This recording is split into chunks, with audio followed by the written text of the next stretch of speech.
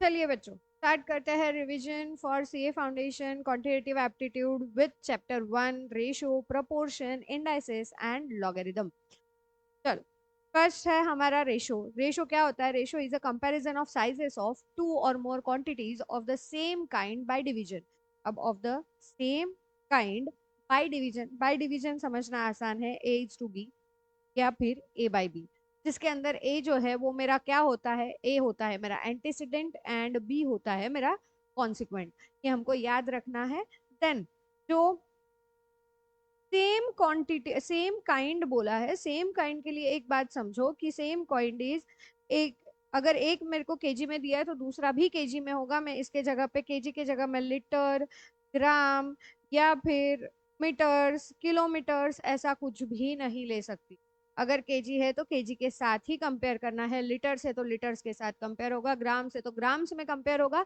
पर दोनों या तीनों जितने भी क्वांटिटी दिए हैं, जिनका भी हम कंपैरिजन ले रहे हैं, उनके यूनिट्स सेम होंगे, यूनिट्स अलग अलग नहीं हो सकते।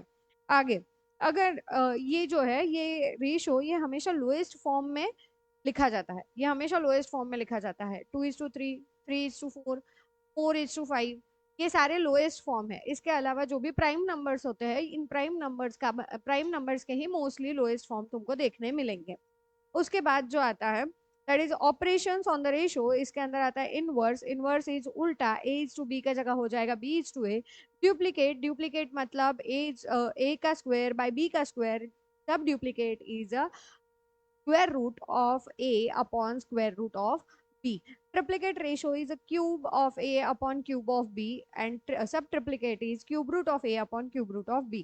अब देखना, डुप्लीकेट, सब डुप्लीकेट, ट्रिप्लीकेट एंड सब ट्रिप्लीकेट सिंपली याद रखो। डुप्लीकेट मतलब स्क्वायर करो, सब डुप्लीकेट मतलब स्क्वायर रूट करो, ट्रिप्लीकेट मतलब क्यूब करो एंड सब ट्रिप्लीकेट मतलब क्यूब रूट करो। फिर आता है कंपाउंड। कंपाउंड में हमको जितने भी रेशोज दिए इनका मल्टीप्लिकेशन करना है, कुछ सोचना नहीं है ज्यादा, सीधा सीधा मल्टीप्लिकेशन करो एंड आंसर निकालो। और वैसे भी तुमको कैलकुलेटर यूज करना है तो कैलकुलेटर पे ये करना बहुत आसान है। देन आता है continued ratio. Continued ratio is relation between the magnitude of 3 or more quantity. अब ये रिलेशन हमेशा a is to B is to C is to d इस तरीके से दिखाया जाता है। डी यहाँ पे मैंने लिया नहीं है। अगर मुझे लिखना है कि 2:3 एंड 3:4, तो मैं इन रेशो को, इन दोनों रेशो को एक ही रेशो बना के लिख सकती हूँ, दैट इज 2:3:4। कंडीशन क्या होगी? बी इक्वल होना चाहिए। अगर ये बी इक्वल नहीं है तो इसको इक्वल बनाओ एंड देन कंटिन्यूड रेशो में कन्वर्ट करो। देन आता है नेक्स्ट पार्ट, तुम्हारा आता है जो है प्रोपोर्शन का। Proportion is nothing but equality of two ratios is called proportion. अब ये जो है equality of two ratios, A is to B is equal to C is to D, A is to B is equal to C is to D. अब इसके अंदर जो D होता है वो फोर्थ प्रोपोर्शनल होता है। उसके अलावा हमको एक और चीज याद रखनी है कि हम हमेशा लिख सकते हैं a into d is equal to b into c. क्या लिख सकते हैं हम? A into d is equal to b into c. अब इसके अंदर जो ए और डी है इनको हम बोलेंगे एक्सट्रीम्स। ये क्या है मेरे? एक्सट्रीम्स। एंड ये जो सी एंड डी, बी एंड सी है, इनको हम बोलेंगे मीन्स। और यही से हमको एक और चीज समझ आती है कि अगर मुझे दिया है, अगर मुझे दिया है, क्या दिया है कि a is to B is to c, जो हमारा कंटिन्यूड रेशो था a is to B is to c, अगर ऐसे दिया है तो मैं इसमें लिख सकती हूँ b square is equal to a c. क्या लिख सकती हूँ मैं? B square is equal to a c, जिसके अंदर b is a mean and इस बी को हम मीन प्रोपोर्शनल बोलेंगे। क्या बोलेंगे? Mean proportional. तो मीन प्रोपोर्शनल अगर पूछा और हमको ए और सी दिया हुआ है तो सीधा सीधा ए और सी का मल्टीप्लिकेशन करो, अंडर रूट प्रेस कर दो, आपको मीन प्रोपोर्शन का आंसर मिल जाएगा। अब जैसे हमने ऑपरेशंस देखे थे कहाँ पे? रेशोज में, वैसे ही हमको प्रोपोर्शंस में भी कुछ ऑपरेशंस है। पहला आता है इन्वर्टेंडो। इन्वर्टेंडो क्या है? उल्टा करना है। जैसे हमने इनवर्स रेशो में उल्टा किया था, ए इज टू बी का बी इज टू ए किया था, वैसे ही इन्वर्टेंडो में अब इक्वालिटी है तो a is to B is equal to C is to d दिया है, तो हम दोनों रेशो को उल्टा करेंगे, दोनों रेशो को, दोनों साइड में। ऑब्वियसली राइट हैंड साइड में हम जो करते हैं हमको वो लेफ्ट हैंड साइड में भी करना होता है, ये मैथ्स का बेसिक रूल है। तो जो हम राइट हैंड साइड में कर रहे हैं हम वो लेफ्ट हैंड साइड में भी करेंगे, एंड दोनों को उल्टा करेंगे, दोनों रेशोज को हम उल्टा लिखेंगे। तो मेरा इन्वर्टेंडो क्या बनेगा, b by A is equal to d by C, b by A is equal to d by C. Alternendo, alternendo क्या है, अल्टरनेंडो में हम जो मेरे मीन थे, जो मेरे मीन्स थे, उन मीन्स की हम जगह बदल देंगे। देखना, मीन्स की जगह बदल गई है, किसकी जगह बदली है, मीन्स की जगह बदली है, इस बी और सी की जगह बदली है, बी और सी की जगह बदली है, बी के जगह सी और सी के जगह बी लिखना है, तो मीन की जगह हम बदल देंगे, इसको हम बोलेंगे क्या, अल्टरनेंडो। देन आता है कंपोनेंडो, कंपोनेंडो में हम क्या करेंगे, जो मेरा न्यूमरेटर है, सिंपली याद रखो, numerator plus denominator divided by denominator, denominator को चेंज नहीं करना है, डिनोमिनेटर को चेंज नहीं करना है, और a plus B upon B is equal to C plus D upon D. अभी मैंने बोला जो हम राइट हैंड साइड में करेंगे वही हम लेफ्ट हैंड साइड में करेंगे, तो right hand side is equal to left hand side अगर करना है तो राइट हैंड साइड में मैं अगर a plus B upon B लिख रही हूँ तो लेफ्ट हैंड साइड में क्या हो जाएगा, c plus D upon D. Dividend, dividendo में इंस्टेड ऑफ प्लस हम कर देंगे माइनस, इंस्टेड ऑफ प्लस हम कर देंगे माइनस। देन आता है कंपोनेंडो डिविडेंडो। अब कंपोनेंडो डिविडेंडो क्या है, कंपोनेंडो लगाएंगे न्यूमरेटर में, डिविडेंडो लगाएंगे डिनोमिनेटर में, कंपोनेंडो लगाएंगे न्यूमरेटर में, डिविडेंडो लगाएंगे डिनोमिनेटर में। तो कंपोनेंडो न्यूमरेटर में a plus B upon dividendo denominator में a minus B is equal to c plus D upon c minus B. Then आता है एडेंडो एंड सबट्राहेंडो। अब एडेंडो एंड सबट्राहेंडो, एडेंडो एंड सबट्राहेंडो ये ना थोड़ा सा अलग है, ये क्या बोल रहा है, न्यूमरेटर न्यूमरेटर को ऐड कर दो, एंड सबट्राहेंडो बोलता है न्यूमरेटर न्यूमरेटर को माइनस कर दो। अब न्यूमरेटर को किया है तो डिनोमिनेटर को भी करना पड़ेगा, तो न्यूमरेटर में ऐड किया, डिनोमिनेटर में भी ऐड किया, तो उसको हम बोल देंगे एडेंडो। एंड न्यूमरेटर में सब्सट्रैक्ट किया एंड डिनोमिनेटर में भी हम सब्सट्रैक्ट कर रहे हैं, तो उसको हम बोल देंगे सबट्राहेंडो। यहाँ पे होता है आपका रेशियो एंड प्रोपोर्शन का रिवीजन खत्म।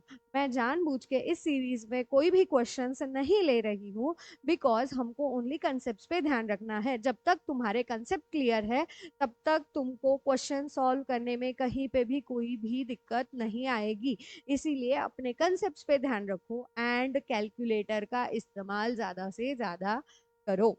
नेक्स्ट आता है आपका इंडाइसिस। अगेन इम्पोर्टेंट वाला पार्ट है, इंडाइसिस के क्वेश्चंस काफी बार दिखते हैं, एंड इंडाइसिस के क्वेश्चंस में हम गड़बड़ भी बहुत करके आते हैं, बिकॉज क्वेश्चंस थोड़े से बड़े टाइप में आ गए तो हम घबरा जाते हैं, तो घबराना नहीं है।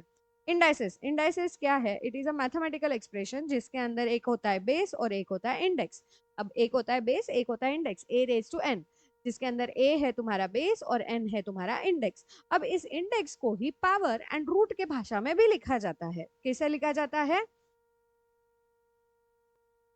तो हम इसको लिखेंगे कैसे, पावर एंड रूट के, इसमें पावर एंड रूट की भाषा में। तो ये जो m है a raise to m by n, इसके अंदर m जो होगा, m होगा मेरा पावर और n होगा मेरा रूट, n होगा, m होगा पावर और n होगा रूट।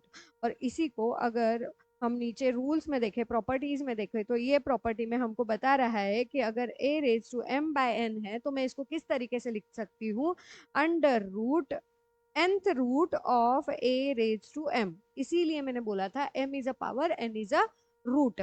अब हमको देखना है प्रॉपर्टीज ऑफ इंडाइसिस। अब प्रॉपर्टीज ऑफ इंडाइसिस में क्या क्या है, सबसे पहले हमको हमेशा ये चीज याद रखनी है कि दो इंडेक्स के बीच में always multiplication and division is possible. दो इंडेक्स के बीच में multiplication and division is possible. Addition subtraction दिखे इंडाइसिस का तो वो करना करना नहीं है, उसका कोई रूल नहीं है एंड पॉसिबिलिटी भी नहीं है। तो दो दो इंडाइसेस के बीच में multiplication and division is possible. अब मल्टीप्लिकेशन एंड डिवीजन करना है तो मल्टीप्लिकेशन डिवीजन क्या होगा, अब जब हमको ये पता है कि a रेज टू m, इसका मतलब मैं a को m टाइम्स तक मल्टीप्लाई कर रही हूँ, मैं a को m टाइम्स तक मल्टीप्लाई कर रही हूँ। एंड अगर मैं इसी में a को n टाइम्स तक मल्टीप्लाई कर लूँ तो आंसर मेरा क्या बनेगा, a raise to m plus n, because ये सारे m times and n times, इनको सबको मैं अगर एक साथ लिख लूं तो m प्लस n टाइम्स हमको लिखना है a को। तो आंसर क्या बनता है, a raise to m plus n।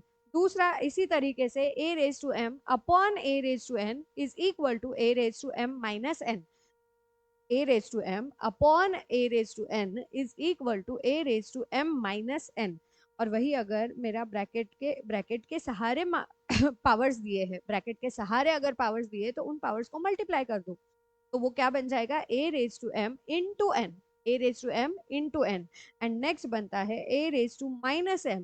अगर इंडेक्स माइनस में है तो उसको प्लस में करना है, तो हमको उसकी जगह बदलनी पड़ेगी। जगह बदल के हम क्या लिखेंगे, 1/a raise to m, 1/a raise to m। And अगर मुझे a रेज टू m को जगह बदल के लिखना है तो वो हो जाएगा a raise to m upon, sorry 1/a raise to minus m, 1/a raise to minus m। a raise to 0 is always 1 and a raise to 1 is always a। ये बेसिक हमारे प्रॉपर्टीज है ऑफ इंडाइसेस। अब कुछ points हमको याद रखने हैं हमेशा, जब भी कोई क्वेश्चन आए इंडाइसेस का, दिख रहा है इंडाइसेस का क्वेश्चन है, और अगर इंडेक्स मुझे माइनस में दिखे, कन्वर्ट कर दो उसको प्लस में, कन्वर्ट कर दो उसको प्लस में। अब कन्वर्ट प्लस में करना है तो हमको रूल 5 अप्लाई करना पड़ेगा। रूल 5 अप्लाई करके कन्वर्ट कर दो प्लस में एंड देन आंसर सॉल्व करना शुरू करो। अब आंसर सॉल्व करना है तो इन प्रॉपर्टीज का यूज करके ही हमको आंसर सॉल्व करना है। तो प्रॉपर्टीज भूलना नहीं है, दो इंडेक्स के बीच में always multiplication and division is possible. अब ये पॉसिबिलिटी भी कब, अगर बेस सेम है। हमको प्रॉपर्टीज में दिख रहा होगा कि बेस कहीं पे भी मैंने अलग अलग नहीं लिखा है, तो बेस अगर सेम है तभी हम ये प्रॉपर्टी यूज करेंगे। तो गड़बड़ नहीं करना है, सॉल्व करते वक्त बेस सेम है चेक करके ही जाना है। और अगर बहुत सारे हमको इंडेक्स साथ में दिए हैं और उसमें हमारा जो स्मॉलेस्ट बेस रहेगा, हम उन सारे इंडेक्स को स्मॉलेस्ट बेस में कन्वर्ट करेंगे, जस्ट फॉर सिंप्लिसिटी। सारे इंडेक्स को हम क्या किस में कन्वर्ट करेंगे, स्मॉलेस्ट बेस में कन्वर्ट करेंगे एंड देन हम उसका आंसर सॉल्व करेंगे। फिर एक और पॉइंट है जो हमको याद रखना है, कभी कभी क्वेश्चन आता है a raise to x is equal to b raise to y is equal to c raise to z। अब ये तीनों इक्वल है तो इक्वल मैं इसको इज इक्वल टू के कंसिडर कर सकती हूँ। एंड देन अब ये के कंसिडर करूंगी तो कैसे होगा, a raise to x is equal to k, b raise to x is equal to k and c raise to x is equal to k. तो हम यहाँ से a b c के वैल्यूज निकाल सकते हैं। तो a इज इक्वल टू क्या बन जाएगा, k raise to 1/x, b is equal to k raise to 1/y। तो ऑटोमेटिकली मेरे सारे बेसिस सेम होंगे और मुझे कैलकुलेशन करने में आसान होगा। इसीलिए जब भी बेस अनइक्वल है, इंडेक्स में कुछ अलग दिख रहा है एंड सारे इक्वालिटी में दिए हैं, तो उनको एक के कांस्टेंट कंसीडर करके आंसर सॉल्व करने की कोशिश करिए। देन आता है एक अलग से पॉइंट, एक सिंपल सा इसके क्वेश्चंस आते हैं तो क्वेश्चन ध्यान रखना है। इफ ए का cube root plus a raise to -1/3 is equal to x दिया है एंड देन हमको जो आंसर पूछा है वो x रेज टू 3 -3x, यहाँ पे प्लस है यहाँ पे माइनस है एंड जो आंसर बनेगा वो आंसर हमेशा मेरा a प्लस 1/a बनेगा। ये क्लास में मैंने सॉल्व करवा के लिया है कि ये किस तरीके से आता है और उसी से मैंने ये शॉर्टकट बनाया था कि ये चीज याद ही रख लो।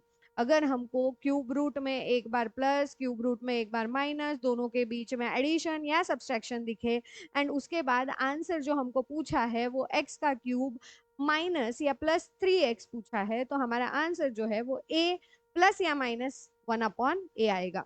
अब ये कैसे आएगा और किस तरीके से याद रखना है, अगर जो क्यूब रूट दिया है वो क्यूब रूट में प्लस है एंड जो आंसर पूछा है उसमें माइनस है, तो आंसर में a प्लस 1/a आएगा। और अगर मेरा जो क्यूब रूट्स दिए है उसमें माइनस है और जो आंसर पूछा है उसमें प्लस है, और ये ऐसा ही होगा। जितने भी क्वेश्चंस है इस टाइप के, सारे क्वेश्चंस खोल के देख लेना, आपको यही चीज मिलेगी। तो वहां पे आंसर आएगा a -1/a, a -1/a। यहाँ पे होता है तुम्हारा इंडाइसेस का पार्ट खत्म। तो आगे चलते हैं हमारे लॉगरिदम पे। अब logarithm is nothing but conversion, या फिर जो लिखने का तरीका है इंडेक्स को, उसका कन्वर्जन है। तो मैं इंडेक्स के जो भी क्वेश्चन है मैं उसको लॉगरिदम से भी सॉल्व कर सकती हूँ, एंड जो लॉगरिदम के क्वेश्चन है मैं उसको इंडेक्स से भी सॉल्व कर सकती हूँ। अब कैसे कन्वर्जन किया जाता है, कभी भी ध्यान रखना, अगर a raise to m is equal to n दिया है, a raise to m is equal to n, इसमें बेस क्या है, बेस है मेरा a, बेस है मेरा a, तो लॉगरिदम में भी बेस a ही रहेगा, लॉगरिदम में भी बेस a ही रहेगा, लॉगरिदम में बेस चेंज नहीं होगा। एंड जो आंसर m और n है इनके प्लेसेस बदल जाएंगे, m और n के प्लेसेस बदल जाएंगे। तो a raise to m is equal to n, इसका लॉगरिदमिक फॉर्म होगा a log n to the base a is equal to m, log n to the base a is equal to n। अब इसके rules, जैसे मैंने बोला था दो index के बीच में multiplication and division is possible, वैसे ही दो लॉगरिदम के बीच में addition and subtraction is possible. इसके अंदर तुमको मल्टीप्लिकेशन डिवीजन नहीं दिखेंगे, दो लॉग के बीच में मल्टीप्लिकेशन डिवीजन है, तुम उनको लॉग के आंसर निकालो, मल्टीप्लाई डिवाइड करो and then last answer put करना, अदरवाइज इसकी कोई प्रॉपर्टी नहीं है। दो लॉगरिदम के बीच में अगर एडिशन सब्ट्रैक्शन दिखे तभी हम उसका आंसर लिख सकते हैं। अगेन बेस सेम होना चाहिए, बेस सेम होना चाहिए, बेस अनइक्वल होगा तो ये करना पॉसिबल नहीं है। बेस सेम है log m plus log n, तो उसका आंसर बनेगा log m into n, then log m minus log n, इसका आंसर बनेगा log m बाय n। फिर आता है log m to raise to n to the base a, इस n को उठा के हम सामने लेके आ जाएंगे एंड देन लिखेंगे n is equal to log m, n is equal to log m, then log a to the base a। जब बेस और ये दोनों सेम होते हैं तो हमारा आंसर आता है 1, एंड जब log 1 का आंसर पूछे तो हमेशा याद रखो कि it is a 0, log 1 to the base a is always 0। Then change of base का एक फॉर्मूला है, दैट इज अगर मुझे बेस ही चेंज करना है, बेस अलग ही कुछ लेना है, तो मैं दोनों को डिवाइड में लिखूंगी and log a by log b कर दूंगी, log a by log b कर दूंगी। अब जब लॉगरिदम के हमको क्वेश्चन सॉल्व करने हैं तो कुछ चीजें हमको ध्यान रखनी है। जैसे ही लॉगरिदम के हम क्वेश्चन सॉल्व करेंगे तो कुछ अलग अलग तरीके के क्वेश्चंस आते हैं। अगर दो से ज्यादा लॉग्स की वैल्यू हमको दी है और कोई एक लॉग की वैल्यू पूछी है, तो चेक करो उनके बीच में कुछ रिलेशन है क्या, और वो रिलेशन हमारे प्रॉपर्टीज के अनुसार कहीं बैठता है क्या। अब वो रिलेशन भी चेक करना है, प्रॉपर्टीज के अकॉर्डिंग भी देखना है एंड देन आंसर लिखना है। तो वो प्रॉपर्टीज उल्टे फुल्टे होके भी क्वेश्चंस आते हैं, तो थोड़ा सा ध्यान देके सॉल्व कीजिए। नेक्स्ट, इसके अलावा अगर लॉग ऑफ ऐसा कुछ दिया है, तो जो नियरेस्ट बेस है, जो नियरेस्ट बेस है उस बेस के इस पे लेके आइए, जो हमको फॉर्मेट मिलेगा log a to the base a, और मैं उसका आंसर 1 लिख सकती हूँ। तो उस बेस के इसमें कुछ इंडेक्स बनता है क्या, उसके अकॉर्डिंगली चेंज करना है। If log sorry,